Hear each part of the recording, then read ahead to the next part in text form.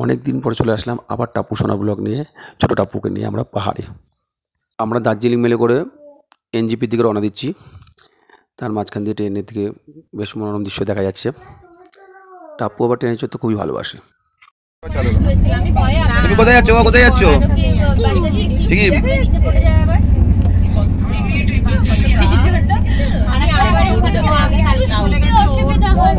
আমরা এনজিপি থেকে পেলিংয়ের দিকে রওনা দিয়ে দিয়েছি। কিছু কিছু পাহাড় দেখাও যাচ্ছে বেশ গাড়িতে করে। একটু দাঁড়ালাম বলে একটু ভিডিও করে নিলাম আর কি। পাহাড় চিরে রাস্তার মধ্যে দিয়ে আমরা এগোচ্ছি আস্তে আস্তে করে। আকাশের দিকে মেঘ আছে বলে পাহাড়টা অত ভালো বোঝা যাচ্ছে না, কিন্তু তাও মোটামুটি রাস্তার মাঝখান দিয়ে পাহাড়গুলো ভালোই বোঝা যাচ্ছে। এদিকে বেলাও খুব বেড়ে চলেছে। এই যে তিস্তা নদী সাইড ধরে ধরে আমরা যাচ্ছি, তিস্তা নদী দেখা যাচ্ছে এখান থেকে। মানে মোটামুটি যেটুকু রাস্তা আমরা যাতায়াত করেছি তিস্তা নদী পাশেই ছিল। আমরা আমাদের হোমস্টেতে পৌঁছে গেছি। বেশ জায়গাটা ভালো লাগছে। মেঘের জন্য আশেপাশে অতটা কিছু দেখা যাচ্ছে না।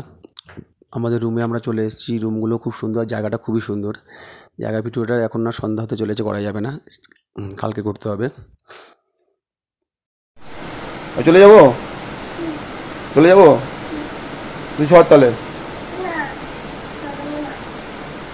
ওখানে দাঁড়িয়ে আছিস কেন? আমি চলে যাই, আমি কাজে চলে যাই। কাজে চলে যাবো। হ্যাঁ,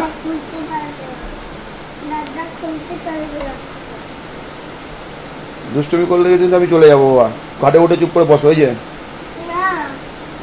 খাটে উঠে বসে চুপ করে শো না, সবাই শুয়ে আছে। রাতে প্রচুর বৃষ্টি হয়েছে এখানে। মানে এত বৃষ্টি আমরা তো বেরোতেই পারিনি রাত্রিবেলায়। মোটামুটি খুব বৃষ্টিতে কিছু দেখা যাচ্ছে না, অন্ধকার পুরো।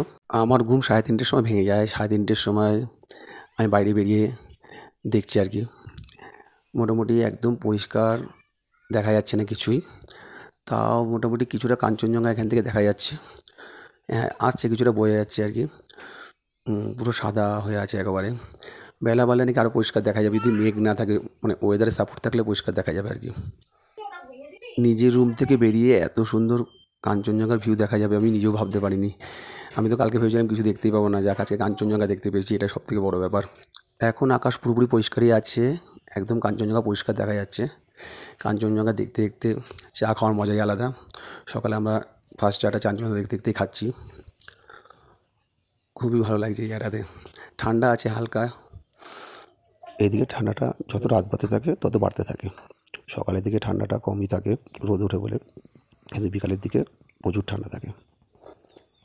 টাপ্পু মাও ভীষণ মজা পেয়েছে, যেই জন্য উপরে সব থেকে উপরে রুমটা নিয়েছে, যাতে যে রুমটা থেকে একদম কাঞ্চনজঙ্ঘা ভিউটা পরিষ্কার দেখা যায়।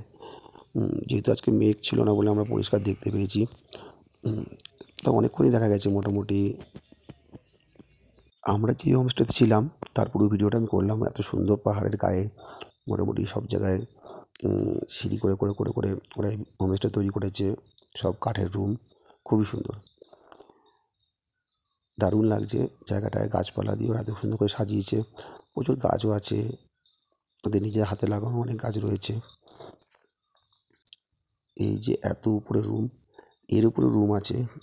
আমরা এর উপরে আর যাওয়ার ইচ্ছে আমার নেই। এই ফুলটা এখানে খুব কমন, রাস্তাঘাটে খুব দেখা যায়।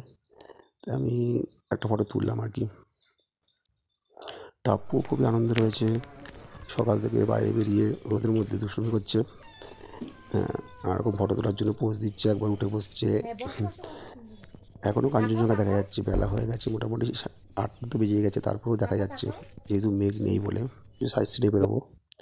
আমরা চলে আসলাম স্কাই ওয়াকে। এখানে প্রচুর ভিড়, প্রচুর লোক এই জায়গাটা মজা করতে এসছে।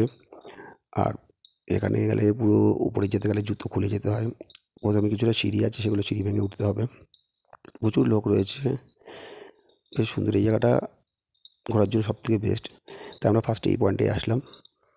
এখানে একটা বড় সুন্দর টেম্পেলও রয়েছে, যেটা দেখার জন্য লোকে যাচ্ছে বারবার করে। অনেকটা সিঁড়ি রয়েছে, প্রচুর সিঁড়ি। বাবা, স্কাই ওয়াকে ফটো তোলা খুবই ভিড়, সবাই ফটো তুলছে। আমরা কিছু কিছু ফটো তুলেছি। বেশ জায়গাটা বেশ ভালোই। আর এই টেম্পেলটা দেখতে যাওয়ার ইচ্ছা আমার ছিল, কিন্তু টাপ্পুকে নিয়ে এতটা সিঁড়ি আমি পারবো না মনে হয়, তাই উপরে উঠলাম না, এখান থেকে বিদায় নিলাম। এরপর আমরা চলে আসলাম দিল্লি ওয়াটারফলসে। যাক, আমি অনেকবারই এদিকে এসেছি, কিন্তু কোনোবার আমি ওয়াটার ফলসে মানে দিকে আসতে পারিনি। এবার ফার্স্ট দেখলাম, খুব ভালোই লাগছে, অনেকে ফটো তুলছে আর জলটা পড়ছে, জলটা খুবই ঠান্ডা। এরপর আমাদের অরেঞ্জ গার্ডেন বলে একটা জায়গায় ঢুকিয়ে দেওয়া হলো, কিন্তু এখানে সত্যি কথা বলতে এক ফোঁটা অরেঞ্জ আমরা দেখতে পাইনি। কিন্তু এই নদীর ধারটা এসে খুবই মজা পেয়েছি, খুব ইচ্ছে ছিল যতবার মানে নদীর ধার দিয়ে আসছিলাম, তিস্তা নদীর ধার দিয়ে, যে একটা নদীর ধারে গিয়ে একটু নামি, কিন্তু নামতে পারিনি কারণ গাড়ির মধ্যে ছিলাম বলে। কিন্তু এখানটাতে এসে সেখানে আশাটা পূরণ হয়ে গেছে। এই জায়গাটা এত সুন্দর আর জলটা এত সুন্দর, অনেকে তো মধ্যে ফটো তুলেছে প্রচুর। এটা পুরো মানে বরফ গলা জলের মধ্যে ঠান্ডা, তার মধ্যে অনেকে নেমে নেমে মধ্যে ফটো তুলেছে। এরপর চলে আসলাম আমরা কুচিপুড়ি লেকে। এখানটায় লেকটা একটা লম্বা রাস্তা আছে, সেখানটা ক্রস করে গিয়ে কুচিপুড়ি লেকের কাছে পৌঁছানো যাবে। খারাপ নয়, জায়গাটাও ভালো। মানে আজকে যে কটা পয়েন্টে আমরা ঘুরেছি সব কটা পয়েন্টই খুবই সুন্দর সুন্দর, তার জন্য প্রতিটা জায়গায় খুব ভিড়ও রয়েছে।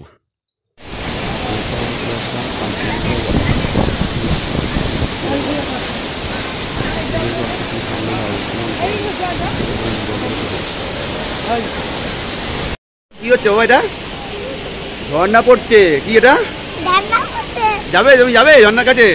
যাবে না? ভয় লাগছে? ভয় লাগছে না? তাহলে ভয় লাগছে তো, অত জোরে জল পড়ছে তাই জন্য না ভাই? আমি গিয়ে দেখে আসলাম তো সামনে থেকে, সুন্দর কিন্তু, দেখেছো তো? মনে থাকবে? হ্যাঁ, কত জল পড়ছে, হ্যাঁ পাথর, হ্যাঁ পাথর হয়েছে, অনেক পাথরের উপর লোকে পুরো ফটো তুলছে। হোটেলে এসে আমাদের শুরু হয়ে গেছে বারবিকিউয়ের প্রস্তুতি। এটা আমাদের অনেক দিনের প্ল্যান ছিল, অনেক জায়গায় গিয়ে আমরা সেরকমভাবে করতে পারিনি, কিন্তু এখানে আমাদের এই আশাটা পূরণ হবে আজকে। প্রচুর বৃষ্টি হয়েছিল, তার মধ্যে জায়গাকে পরিষ্কার করে একেবারে তৈরি করা হয়েছে বারবিকিউ করার জন্য। আমাদের এখানে হোটেলে একটা ভাই আছে, সে আমার বন্ধুরা মিলে এগুলো সব আয়োজন করেছে। দেখেই তো লোভনীয় লাগছে একবারে, দেখা যাক কী হয় আজকে। সুন্দর করে আগুনে পুড়িয়ে তারপরে আবার বাটার দিয়েছে, বাটার দিয়ে একেবারে মানে এত সুন্দর করে বানিয়ে রেখেছে, প্রস্তুত করে রেখেছে সত্যি। আমি তো ভেবেছিলাম বারবিকিউ কীরকম হয়, এরকমভাবে করতে হবে, নিজেরা প্রস্তুত করতে হবে না, ওরাই সবই করে দিয়েছে মোটামুটি। ভালোই লাগছে, দেখা যাক এরপরে এর স্বাদটা কেমন হবে। হ্যাঁ, তা হতে একটু টাইম লাগে কারণ এটাকে অনেকক্ষণ ধরে পোড়াতে হয়, তার মধ্যে জল জিরা Let the rhythm collide. I'm the king of this groove with the catchy hook. Got the ladies moving and the fellas shook.